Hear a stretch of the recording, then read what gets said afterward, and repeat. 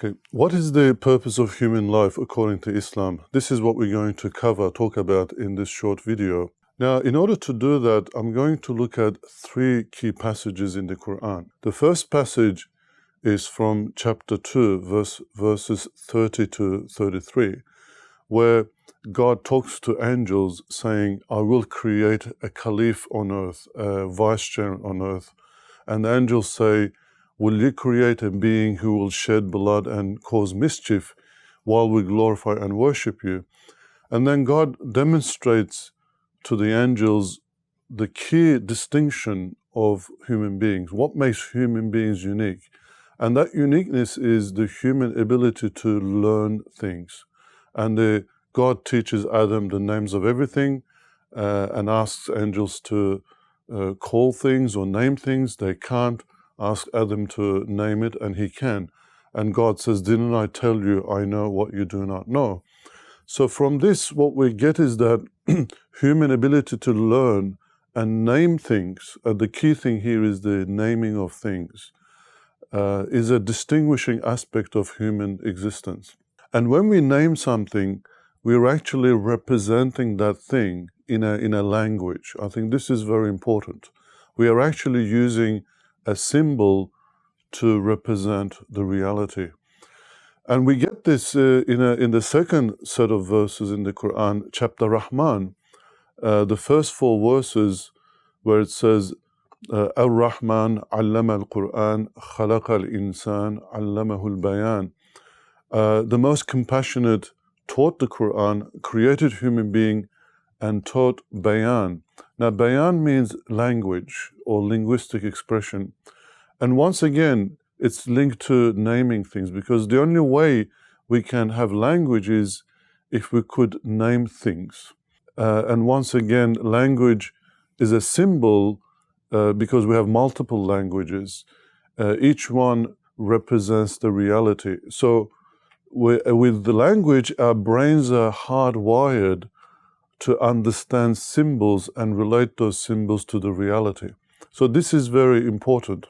The third set of verses is actually the first revelation given to Prophet Muhammad, peace be upon him, the first 5 verses of chapter 96, where the Quran says, read in the name of your Lord who has created you from something that clings.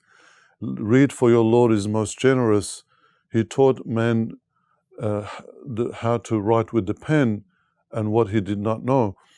And here the key emphasis is reading and writing with the pen.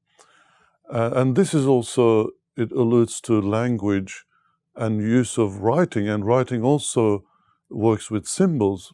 You know, you use certain shapes and characters to represent sounds, and sounds represents language, and language represents the reality out there, the things and the actions or what happens in the natural world.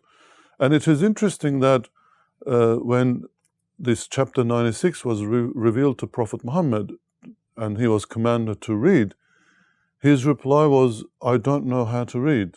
And the angel squeezes him and repeats the command. And Prophet Muhammad replies, I don't know what to read.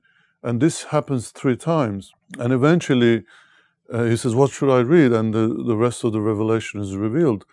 It is interesting that somebody who doesn't know how to read is asked to read. And it says, read in the name of your Lord. And here's the link to us, is that human being is asked to read the book of creation, basically. The universe is like a book. It needs to be read. The things that we know need to be looked at as symbols of indicating something greater. And our brains are wired to that, whether through language or reading and writing. So basically, we always look for meaning greater than what we can see. Or what does this mean? What does this indicate? And this is the only way to discover God. So basically, the fundamental purpose of human life is to discover God's existence by reading the book of universe. And I should also point out here that when we say purpose of human life, we shouldn't just look for one purpose. There are multiple related purposes from the perspective of the Creator for human being. Even a bee is created for multiple purposes: make honey, pollinate flowers, and so on. Surely, human being, the most complex and advanced creature in the universe that we know of, must have multiple purposes. So I'm going to touch on some of those in other videos. Thank you for watching, and do not forget to subscribe to the channel Theology of Quran.